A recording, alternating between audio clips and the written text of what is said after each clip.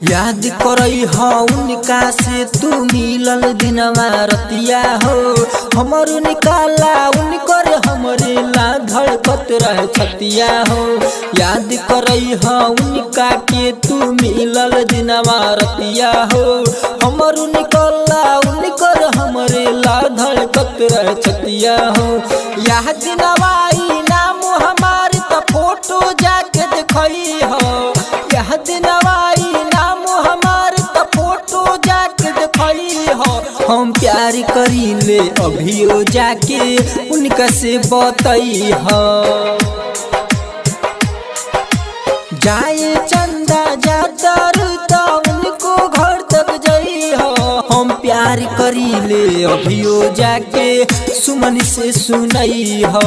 हम प्यार करी ले अभियो जाके उनका के बतई हो।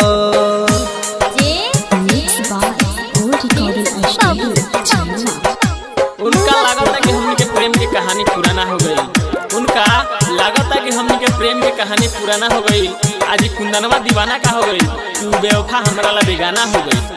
ओके बेवफाई कैल सगाई समझ न पवनी बात हो। एक पल में ऊ मुँह मोड़ लिहली भइल करा तो रात हो। ओके बेवफाई कैल सगाई समझ न पवनी बात हो। एक पल में ऊ मुँह मोड़ लिहली भइल करा तो रात हो। कही हो कुंदन राजा के तू कबहू जान भुलई हो। कही हो कुंदन प्रेम दीपक के कबहू जान भुलई हो।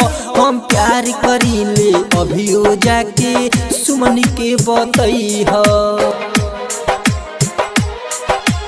जाए चंदा जातर तो उनको घर तक जई हो। हम प्यार करी ले अभियो जाके सुमन से सुनई हो। हम प्यार करी ले अभियो जाके उनका के बतई हो।